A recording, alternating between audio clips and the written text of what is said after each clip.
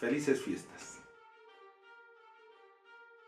Hola, soy Ulises Martínez Oropesa, director de orquesta y director de coro, y hoy vamos a platicar un poquito de Noche de Paz, un poquito de Tchaikovsky y un poquito de Adeste Fideles.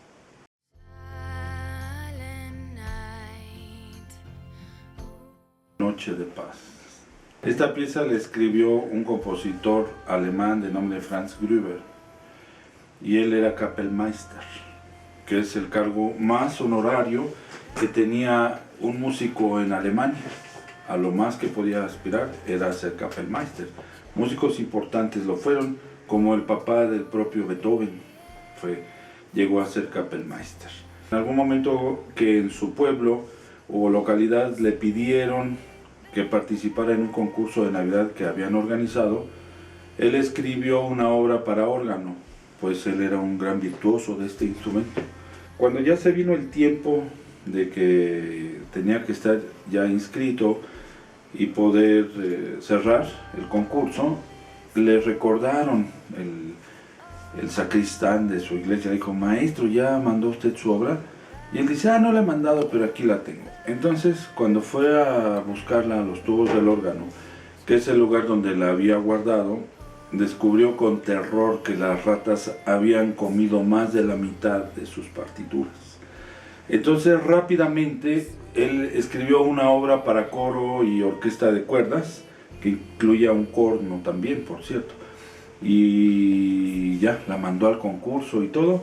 Y el jurado, que era muy exigente, empezó a decir que por qué un Kapellmeister, por qué un músico de la talla de Franz Gruber escribía una porquería tan elemental.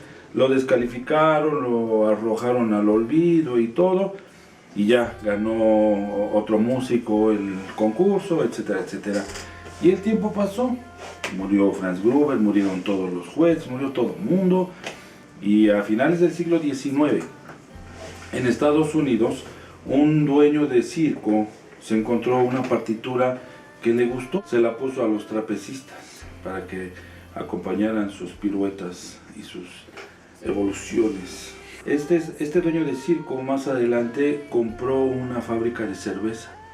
Y al principio de la industria de la publicidad, también esta partitura, esta música, acompañó la publicidad de esa cerveza, hasta que vino un historiador, un musicólogo austriaco, que escuchó esa música y dijo: caray, esto me suena conocido, porque él tenía contacto con una biblioteca en Viena, y fue cuando se dio cuenta de que en la biblioteca estaba la letra, cuya música se había perdido, pero la música apareció aquí en el continente americano, con este estadounidense dueño de cerveza y circo. Y entonces ya la juntó y ya se redescubrió Noche de Paz para el mundo. Así pues, la obra más vituperada y más despreciada de aquel concurso, hoy por hoy, es tal vez el villancico por excelencia y una de las piezas representativas del pensamiento occidental. Pedro Ilich Tchaikovsky fue un compositor ruso muy importante y muy conocido en nuestro continente americano por sus grandes obras. Tiene un concierto para violín, un concierto para piano de gran importancia, y ambos son muy virtuosísticos, o sea que los solistas tienen que ser extremadamente capacitados para su ejecución. Ambos conciertos en su inicio fueron rechazados por los primeros solistas a quienes Tchaikovsky solicitó su interpretación. Después hubo otros músicos que se pusieron a estudiar duro y lograron montar esas obras y las interpretaron. Ahora, bueno, las técnicas instrumentales han logrado que muchos músicos los puedan tocar comparativamente. Tchaikovsky tiene obras también, una ópera y varios ballets. Entre ellos figura de gran importancia El Lago de los Cisnes, y uno que él mismo se arrepintió de haber enviado a edición fue El Cascanueces, porque dijo que de todas sus obras era la menos importante, la menos inteligente. No le gustó, a fin de cuentas, porque pensaba que las melodías eran muy simples y demasiado populares.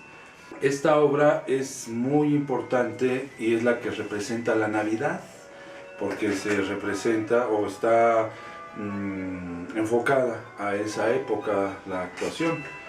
Y bueno, podemos recordar la Guerra de los Ratones con los soldados de plomo, el árbol de Navidad, etcétera, etcétera.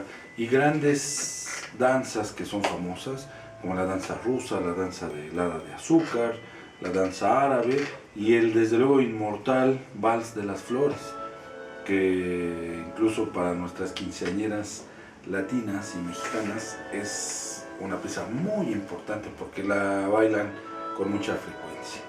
Entonces es simpático y significativo que una de las obras más importantes de Tchaikovsky es la que a él le gustaba menos. Vamos a platicar un poquito de una canción navideña que se llama Adeste Fideles, que es muy famosa y es de las más conocidas. Pero antes de ello vamos a platicar brevemente lo que es la orquesografía. La orquesografía es en música el estudio simbólico de las danzas. Esto en la antigüedad se refleja o se manifiesta con las bandas militares que marcaban los ritmos, y si bien no era escrito, el código militar exigía que la corneta y los tambores daban algunos toques con los que actuaba el ejército. El código militar antiguo para los europeos era como un inmenso tablero de ajedrez viviente, porque el general desde su colina le decía al ejecutante de la corneta que tocara movimiento a la izquierda y daba un toque, más a la derecha, retraerse, enfrente, disparen, preparen, todo eso estaba, como él no podía gritarlo y no había altavoces o cosas así, entonces a través del toque de la corneta es con lo que iban dándole las órdenes a los ejércitos. Uno de estos cantos con los que se conducían los ejércitos, según esos tratados orquesográficos, es Adeste Fideles, la melodía de Adeste Fideles.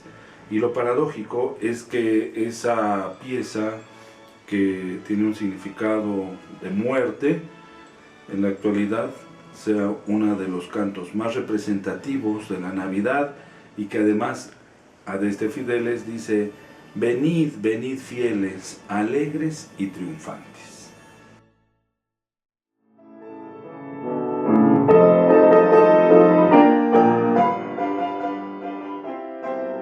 Suscríbanse al canal El Cultivo y síganme en la sección Cultura de Sillón.